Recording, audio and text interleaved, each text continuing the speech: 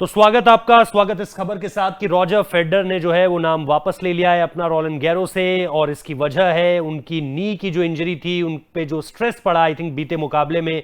जिस तरह से लंबा चला मुकाबला, 3 घंटे से ज्यादा चला, उसके बारे में भी तफसील से बात करेंगे कि क्या कुछ हुआ, कैसे 2 साल बाद वापसी करने के बावजूद भी इस बार पूरा नहीं कर पाए। खासतौर पर उनके फैंस का जो सपना रहा होगा कि भाई वापस आ रहे हैं, क्या वो कर सकते हैं जो 2009 में उन्होंने किया। मुश्किल था। और ये भी लग रहा था कि क्योंकि उन्होंने पहले भी खुद ये बात कही थी जो बड़ी ही अजीब सी लगी, एक चैंपियन खिलाड़ी के मुंह से कभी ये निकलते हुए नहीं सुना कि यार मैं इस तरह का दावेदार नहीं मानता हूं अपने आप को इस खिताब का। तो वो अपने आप में सबसे बड़ी बात थी। लेकिन इससे पहले कि हम मैचेस के बारे में बात करें, आगे जो राउंड 4 का मुकाबला था यानी प्री क्वार्टर फाइनल्स की बात, या फिर इससे पहले कि बीती रात जो मुकाबला हुआ उसकी बड़ी चर्चा है, सबसे पहले आपको वो स्टेटमेंट दिखा देता हूं जो कि रोलन गैरो की तरफ से आया। पूरी की पूरी प्रेस रिलीज आई है। क्या कहा गया है? रॉजर फेडरर विड्रॉज इसमें कहा गया है। इसके बारे में उन्हें जानकारी दे दी गई है। यहां पर ये जो आप कोट अनकोट शुरू से देख रहे हैं, इस पे आपको पता चलेगा कि फेडरर ने क्या कहा। After discussions with my team से मैंने अपनी बात की। I have decided I will need to pull out of Roland Garros today. मैंने ये फैसला लिया है कि मुझे वापस अपना नाम ले लेना चाहिए। आफ्टर 2 नी सर्जरीज, घुटनों के 2 बार के ऑपरेशन के बाद 1 साल and over a year of rehab, मतलब 1 साल उन्होंने रिहैब का वक्त दिया अपनी पूरी की पूरी बॉडी को कि मैं पूरी तरह से जब तक फिट नहीं हो जाता उतरूंगा नहीं।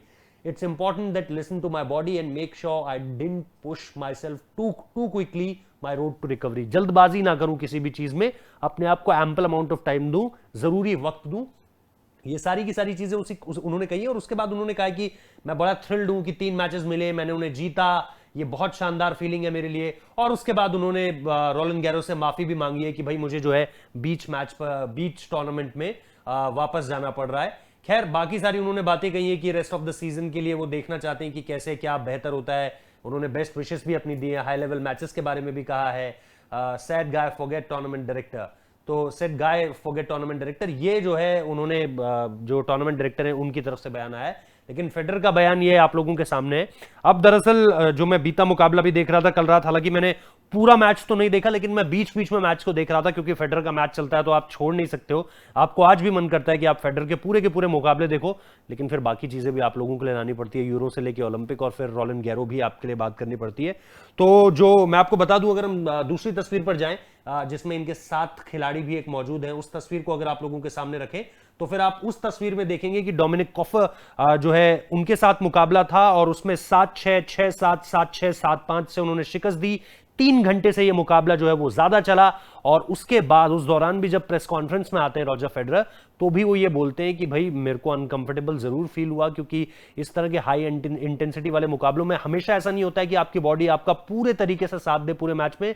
आप अप डाउन जाते हो, लेकिन फिर आपको थोड़ा सा वक्त और अपने शरीर को देना पड़ता है ये सोचते हुए कि आपको अब कॉल आउट कर लेना चाहिए या नहीं। तो उन्होंने बीती रात जो प्रेस कॉन्फ्रेंस हुई थी उसमें भी इस बारे में एक कहीं ना कि एक हल्की सी जो है वो जानकारी दी थी। लेकिन उस वक्त पे लोगों को लगा था शायद बॉडी रिकवर कर जाए, लेकिन वो शायद नहीं हो पाया और इसी वजह से जो है वो फेडरर इस मुकाबले से उन्होंने, इस पूरे के पूरे टूर्नामेंट से उन्होंने अपना नाम वापस ले लिया। जैसे मैं कह रहा था कि प्री क्वार्टर फाइनल में अगर आप उनका देखें तो 9वीं सीड के जो मैथ्यू बेरेटिनी है उनके साथ उनका मुकाबला होना था। और अब तो बेरेटिनी को जो है वो सीधे सीधे एक तरह से जीत दे दी जाएगी क्योंकि फेडरर उनके साथ नहीं खेलेंगे इस मुकाबले में।